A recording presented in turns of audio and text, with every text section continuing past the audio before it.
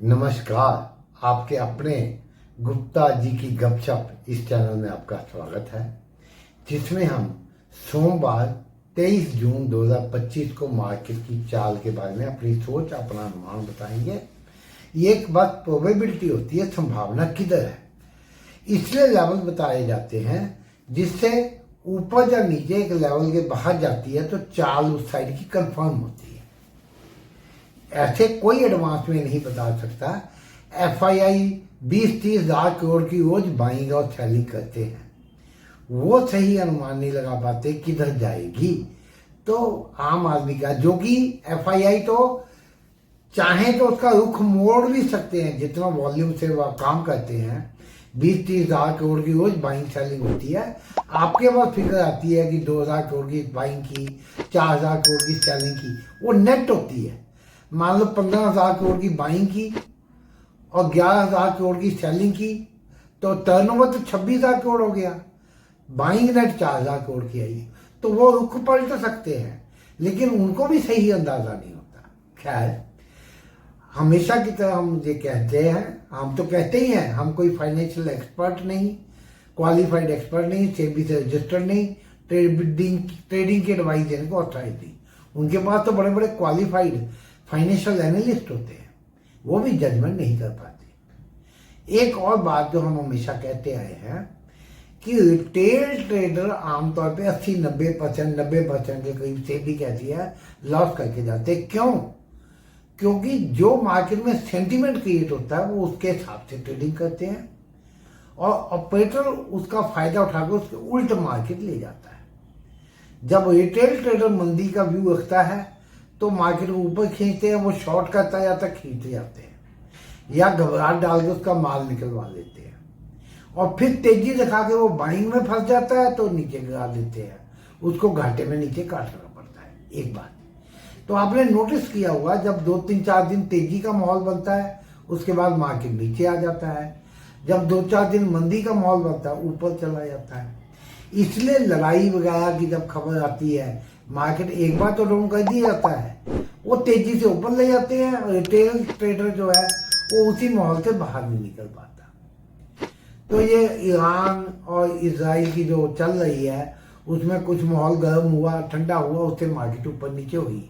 बीच में लगा ट्रंप साहब ने कहा कि अगले हफ्ते बड़ा फैसला होगा, 2 दिन में अगला फैसला होगा, तो मार्केट थोड़ा नर्वस हो गई। उसके बाद उन्होंने कह दिया अब 2 हफ्ते में फैसला लेंगे, मार्केट को ताकत मिली कि 2 हफ्ते कुछ नहीं होना। लेकिन उनका क्या पता शाम को और बयान दे दें। एक मार्केट के लिए नेगेटिव न्यूज हो सकती है, जो फेड के चेयरमैन ने जो पॉलिसी अनाउंस की, इंटरेस्ट रेट तो घटाने बढ़ाने की उम्मीद थी, जो उन्हें आउटलुक दी उससे मार्केट नरम होनी चाहिए थी। कल यूएस मार्केट क्लोज थी तो फ्यूचर थोड़ा बहुत डाउन थे, ये वो उसका ज्यादा असर आज हमारी मार्केट पे नहीं पड़ा। हमने आज के लिए कहा था कि मार्केट 200-300-400 पॉइंट एक साइड में ऊपर निकलने या नीचे आने की तैयारी में। हमारा व्यू नीचे का था, हमें लगता था कि टिका के नीचे जाने की ज्यादा संभावना है, लेकिन हमने कहा था दोनों साइड किसी साइड में भी जाएगी। और लेवल जो बताए थे, हमने कहा था 850 के ऊपर 900, 950, 25,025, उसके ऊपर 25,075, 125, 25,135 तक का मार्केट का हाई लगा है। मार्केट ने फिलहाल ऊपर की चाल पकड़ ली, ये 4-5 हफ्ते की कंसोलिडेशन के बाद निकली है। लेकिन क्या ये मंडे को भी तेजी जाएगी? एक तो वीकेंड में 2 दिन कैसी डेवलपमेंट होती है, जो लड़ाई चल रही है उसको मार्केट ने बचा लिया है, वो मार्केट को डिस्टर्ब नहीं करेगी। अगर बहुत एस्केलेट होती है, बहुत बढ़ जाती बातें, अमेरिका या रूस या कोई बड़ी पावर कूद जाती हैं, तो फिर मार्केट सेंटिमेंट डाउन हो सकता है। अगर ऐसे ही चलती जाती तो मार्केट सेंटिमेंट ऐसे ही बनाएगा। अगर कुछ समझौते की उम्मीद होती तेजी से और ऊपर जा सकता है।